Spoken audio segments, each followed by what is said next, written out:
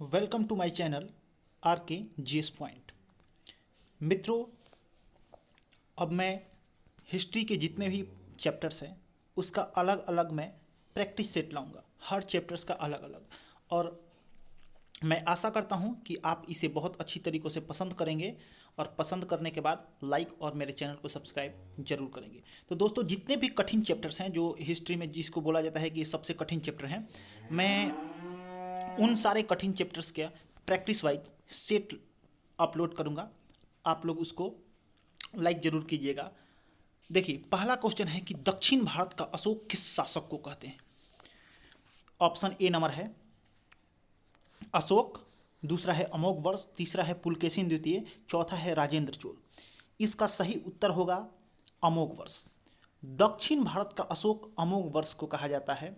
ठीक है, इसको आप लोग याद कीजिए, बहुत ही इंपॉर्टेंट क्वेश्चन है, प्रीवियस ईयर का पूछा हुआ क्वेश्चन है कि दक्षिण भारत का अशोक किसे कहते हैं, तो वो अमोघवर्ष को कहा जाता है। और अशोक को आप जानते होंगे कि ये मौर्य वंश का शासक था, पुलकेशिन द्वितीय भी दक्षिण भारत का शासन था, और राजेंद्र चोल भी चोल वंश का शासक था। आगे बढ़ते हैं हम अगले क्वेश्चन की। दूसरा हमारा क्वेश्चन है कि दक्कन का नीरो किसे कहा जाता है। दक्कन का नीरो किसे कहा जाता है। दोस्तों, दक्कन का नीरो ऑप्शन ए है हुमायूं शाह, ऑप्शन बी है हरिहर द्वितीय, ऑप्शन सी है शमसुद्दीन, ऑप्शन डी है नॉन ऑफ दीज यानी इनमें से कोई नहीं। तो दोस्तों, इसका आंसर होगा हुमायूं शाह। दक्कन का नीरो हुमायूं शाह को कहा जाता है। यह बहमनी साम्राज्य का सबसे प्रतापी शासक था और इसी के काल में बहमनी साम्राज्य का काफ़ी ज़्यादा उन्नति हुआ था और इसको इसके क्रूर स्वभाव के कारण इसको जालिम भी कहा जाता था। इसके काल में मोहम्मद गवा खा, जो बहमनी साम्राज्य का प्रधानमंत्री था, उसको योग्य सेनानायक बना दिया गया था। अगले क्वेश्चन की ओर हम चलते हैं। अगला क्वेश्चन है कि मिराज उल आशिकीन की रचना किसने की। मित्रों, मिराज उल आशिकीन की रचना किसने की, तो इस ऑप्शन ए है सायन, ऑप्शन बी है अब्दुल रज्जाक, ऑप्शन सी है बारबोसा, ऑप्शन डी है गेसुदराज। तो इसका सही उत्तर होगा गेसुदराज। मित्रों, गेसुदराज जो दक्षिण भारत का प्रसिद्ध संत था और ये बहमनी साम्राज्य के शासक शिहाबुद्दीन अहमद, देखिए बहमनी साम्राज्य के शासक शिहाबुद्दीन अहमद से इसका बहुत ही अच्छा संबंध था और इसी संबंध के कारण शिहाबुद्दीन को भी कहा जाता था हजरत संत या उसको अहमद वली संत कहा जाता था, शिहाबुद्दीन अहमद को। तो आप लोग इस क्वेश्चन को बहुत अच्छी तरीके से याद कर लेना कि मिराज उल आशिकीन की रचना किसने की, तो मिराज उल आशिकीन की रचना किया था गेसुदराज ने। अगले क्वेश्चन की ओर हम चलते हैं। अगला क्वेश्चन है हमारा कि बहमनी साम्राज्य का अंतिम शासक कौन था। Option A Kalimullah, option B Alauddin Ahmad Shah, option C Humayun Shah, option D none of these. देखिए दोस्तों, ये जो प्रैक्टिस सेट है वो थोड़ा सा टफ है, मॉडरेट टू टफ बोल सकते हैं इसको। अगर इसमें आपके 50% भी मार्क्स आ रहे हैं तो समझिए कि आपकी तैयारी बहुत ही अच्छी है।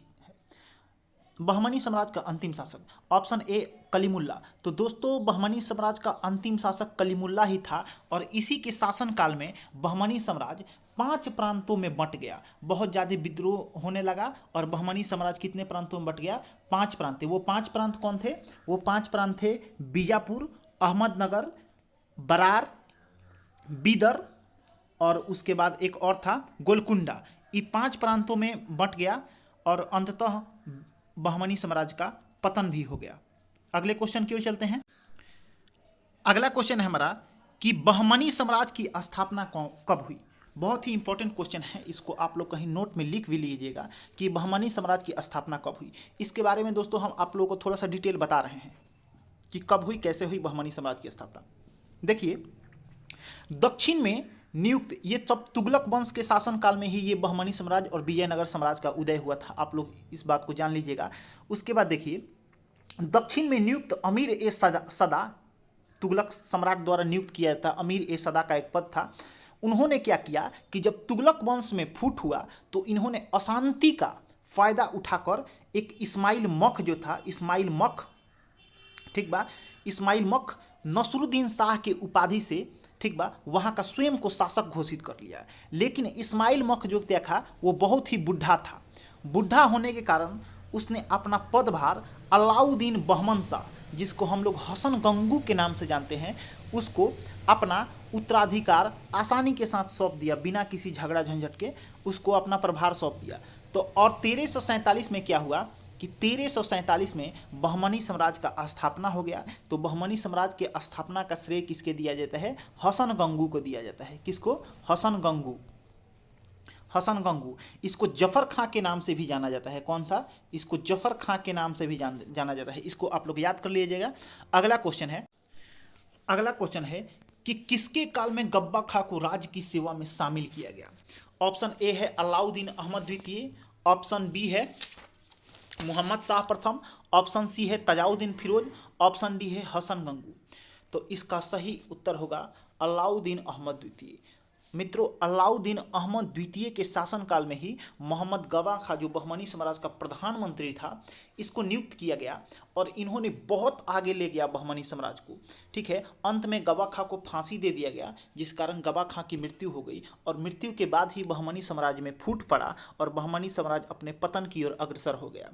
तो इसका सही उत्तर होगा अलाउद्दीन अहमद द्वितीय। याद कर लीजिएगा, अलाउद्दीन अहमद द्वितीय इसका उत्तर होगा। आगे बढ़ते हैं। अगला क्वेश्चन है कि मोहम्मद गवा को फांसी किसने दिया? बहुत ही इंपॉर्टेंट क्वेश्चन है मित्रों। देखिए, मोहम्मद गवा जो था वो बहमनी साम्राज्य का प्रधानमंत्री था और इसको फांसी दे दिया गया अंत में, और इसको फांसी देने के कारण ही बहमनी साम्राज्य में फूट पड़ा और पतन की ओर अग्रसर हो गया। तो इसका ऑप्शन ए है यूसुफ शाह, ऑप्शन बी है अहमद मलिक, ऑप्शन सी है शमसुद्दीन मोहम्मद तृतीय, ऑप्शन बी है हुमायूं शाह। तो हुमायूं शाह के तो बारे में आपको बता दिए हैं। यूसुफ शाह से कोई संबंध नहीं है बहमनी साम्राज्य का। मलिक अहमद, इससे भी कोई संबंध नहीं है। और है शमसुद्दीन मोहम्मद तृतीय। दोस्तों, शमसुद्दीन मोहम्मद तृतीय के शासनकाल में ही मोहम्मद गवा को फांसी दे दिया गया। अब वस्तुतः इन्होंने ही, शमसुद्दीन मोहम्मद तृतीय ने ही मोहम्मद गवा को फांसी दे दिया गया और इस फांसी देने के कारण ही उसमें फूट पड़ा और बहमनी साम्राज्य पतन की ओर चल गया। तो आप, आई होप आप इसको समझे होंगे कि मोहम्मद गवा को फांसी किसने दिया? शमसुद्दीन। और किस आरोप में दिया? तो राजद्रोह के आरोप में मोहम्मद गवा को शमसुद्दीन ने फांसी पर चढ़ा दिया। आगे बढ़ते हैं हम। अगला क्वेश्चन है, बहुत इंपॉर्टेंट क्वेश्चन है कि बहमनी साम्राज्य का बंदरगाह कहाँ था? तो मित्रों, बहमनी साम्राज्य के पहले तो संस्थापक कौन थे? हसन गंगू। और हसन गंगू ने बहमनी साम्राज्य में बहुत अच्छा कार्य किया था। और हसन गंगू ने, जिसका पूरा नाम अलाउद्दीन हसन था, ने अपनी राजधानी गुलबर्गा को बनाया था। यह बहुत ही इंपॉर्टेंट क्वेश्चन है कि अलाउद्दीन, बहमनी साम्राज्य की राजधानी कहाँ थी? तो दोस्तों, बहमनी साम्राज्य की राजधानी थी गुलबर्गा। कहाँ थी? गुलबर्गा। और इन्होंने क्या किया कि अपने शासन के अंतिम दिन में जो पश्चिमी तट का महत्वपूर्ण बंदरगाह था दाबुल, इसी दाबुल पर अधिकार कर लिया। ठीक है, और एक बार और याद कीजिए हसन गंगू के बारे में कि हसन गंगू पहला ऐसा उदार शासक था बहमनी साम्राज्य का जिसने हिंदुओं से जजिया कर न वसूलने का भी फैसला लिया था। तो बहमनी साम्राज्य का बंदरगाह कौन हो जाएगा? दाबुल। इसको आप लोग याद कर लीजिएगा। अगले प्रश्न की ओर चलते हैं। अगला प्रश्न है कि कालांतर में बहमनी साम्राज्य कितने भागों में बंट गया? तो हम तो इसको पहले ही बता दिए हैं कि बहमनी साम्राज्य कलीम उल्लाह के शासनकाल में हुआ 5 भागों में बंट गया था। कितने भागों में? 5 भागों में, क्योंकि इसमें बहमनी साम्राज्य में फूट पड़ गया था और 5 भागों में बंट गया था। कौन कौन भाग था? भाग उसमें था बीजापुर, अहमदनगर, बरार, बीदर और गोलकुंडा। ये 5 भाग थे और इन्हें 5 भागों में से जो 4 भाग थे, अगर बरार को छोड़ दिया जाए तो ये 4 भागों ने ही विजयनगर साम्राज्य पर आक्रमण कर दिया था अंत में, और आक्रमण करके विजयनगर साम्राज्य का पतन हो गया था, जिसे तल्लीकोटा का युद्ध या राक्षसी तंगड़ी का युद्ध के नाम से जानते हैं। आई होप बहुत अच्छा समझे होंगे आप इसको कि बहमनी साम्राज्य कितने भागों में बंट गया? 5 भागों में बंट गया। अगले क्वेश्चन की ओर चलते हैं। अगला क्वेश्चन है कि किसके काल में बहमनी साम्राज्य बंगाल की खाड़ी से लेकर अरब सागर तक विस्तृत हो गया?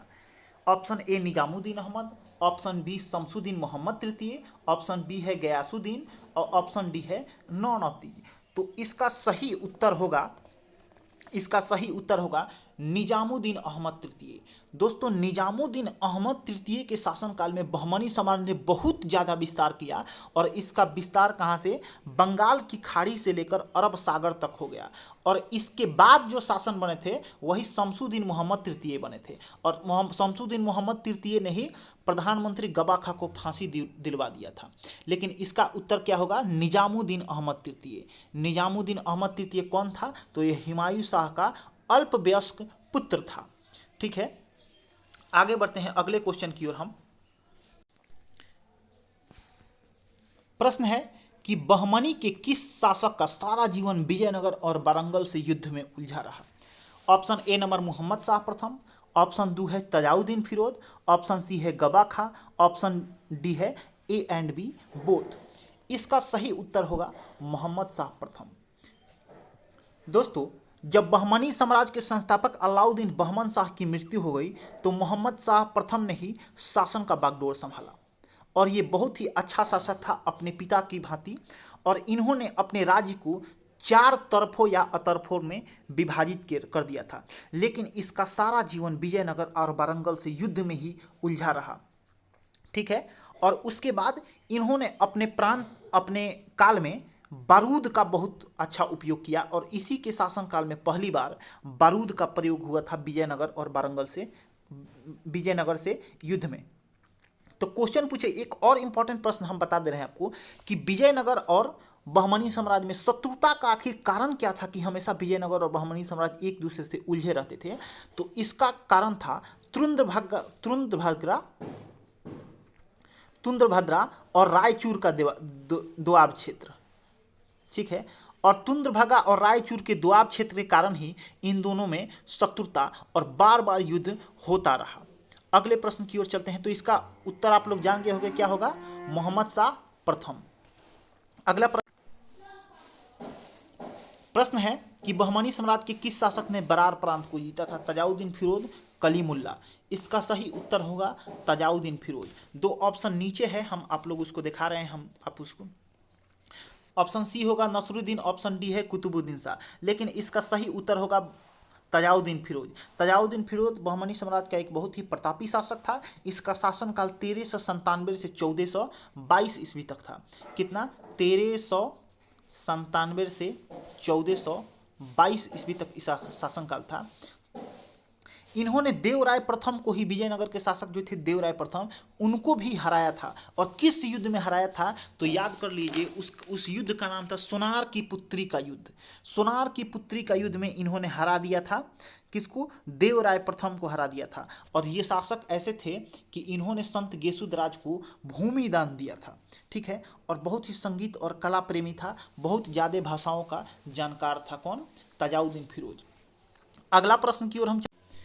दोस्तों जितने भी इंपॉर्टेंट और कठिन क्वेश्चन थे बहमनी साम्राज्य के हमने बता दिया, और आगे हम विजयनगर साम्राज्य के सारे क्वेश्चन को अपलोड करेंगे। और मेरे चैनल को लाइक कीजिए, सब्सक्राइब जरूर कीजिए। धन्यवाद, जय हिंद। आई होप बहुत अच्छे तरीक़ों से समझे होंगे इस चैप्टर को आप।